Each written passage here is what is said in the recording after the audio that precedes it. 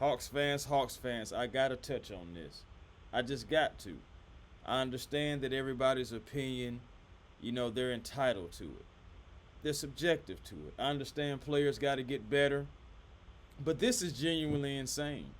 And when I saw this, I just was like, okay, this can't be right. This can't be true. But either way it go, I'm going to get into it just for each and every last one of you. Welcome back to Hawks Digest. I am Chris Tip Moore. Take off your shoes, leave on your socks. And in this report, we're getting into what Sean Powell, NBA, a prominent name in the NBA world as a writer and reporter. Sean Powell dropped a list for the Eastern Conference. It's a top 10 list. And I'm going to get into it, but before I do, let me do what I do. Welcome back to Hawks Digest. Everyone who is subscribed to us, salute to you and thank you for making us one of your first listens when you need that Hawks content. And if this is your first time, with Hawks Digest, go ahead and hit that subscribe button and become a part of the Hawks Digest family. No matter how big or how small, all things Atlanta Hawks, we love to cover. Okay, guys, so like I said, Sean Powell, NBA writer and reporter, dropped his top 10 list for the Eastern Conference. Now, this list is for the upcoming season. He's not saying right now and what he's thinking. He's thinking anticipating the 2025-2026 season. I've seen a lot of people who have been talking about it. They've been talking about it like it's right now. But I wanted to clarify that Mr. Powell is saying for the 2025-2026 season, this is his top 10 list in the Eastern Conference, and I'm going to put it on the big screen for you. All right, so again, it says NBA.com's top 10 players in the East, but again, it does not say for the 2025-2026 season. Now, you see this list. You have Giannis. I don't think anybody can argue with Giannis being number one in the Eastern Conference. But then it starts getting a little wonky after that. You have Jalen Brunson, Donovan Mitchell, Pablo Banchero, Cade Cunningham, Joel Embiid, Evan Mobley, Jaylen Brown, Karl Anthony Towns, and then they rounded out with Ice Trae Young. Now, I want to say I'm happy that Trae Young is even being considered being on the list. And I want to say that I am not necessarily jousting with someone who has 25 years experience covering the NBA. But I feel like this list is cute, but it's wrong. But it is absolutely wrong. Now, again, I'm not arguing with Giannis Antetokounmpo. I'm not arguing with Giannis. Jalen Brunson, though, yeah, I'm going to argue with that one. Donovan Mitchell, Pablo Banchero. I mean, all these guys are great.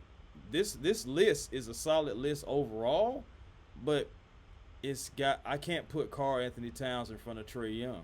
I can't put Jalen Brunson. I can't put Evan Mobley, Cade Cunningham, Donovan Mitchell. I can't put none of these guys in front of them. I just cannot. We're talking about a guy, and Jalen Brunson, who won the Clutch Award, and you have a guy in Trae Young who was first in game winners, first in assists, first in third in 3-pointers made, and third in points, but wasn't even a finalist. That's already crazy in itself. That's favoritism.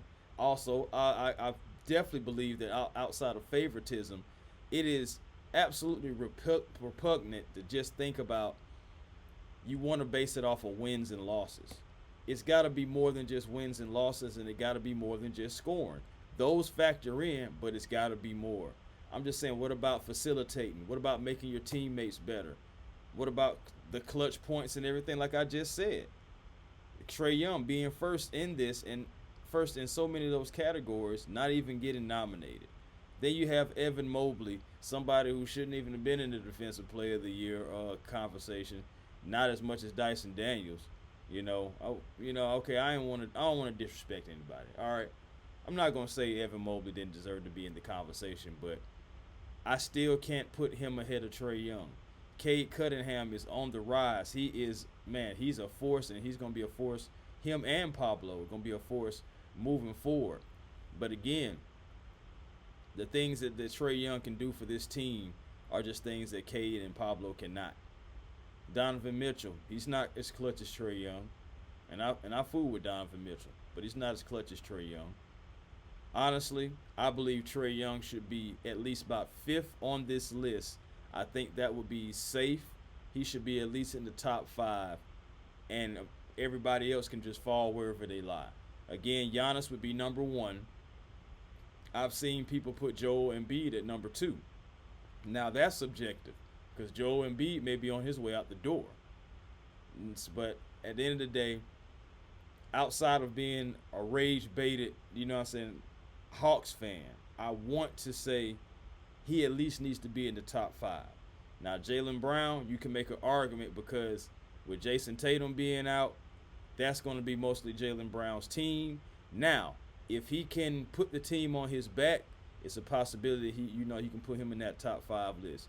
Donovan Mitchell, Cade Cunningham, Pablo Banchero, all in the top 5. Jalen Brunson, I have him right outside of the top 5, right behind Trae Young, being number 6. That's just where I have it. Like, that's my rankings. I'm not trying to be a homer or anything. I'm just thinking about if this is for the 2025-26 season, I'm thinking about all the things that Trae Young will be able to do. Now, the Magic have gotten better. Detroit is going to be there. The Cavs were the number 1 seed and possibly can repeat that if everything is clicking on all cylinders for them. Evan Mobley, he is still up and coming as a player himself. Karl Anthony Towns, he's cat. He's Karl Anthony Towns. So again, like I said, I don't want to disrespect anybody on this list, but Trae Young has to be in the top 5 of the East. Now, he has the ability to improve this, even if this stays right how it is. He has the ability to improve this. He has the wherewithal, and he has the best team that he has had since 2021. So they're going back at it. We're going after it this year. The moves has been made. All the preparation that we have for this season, guys.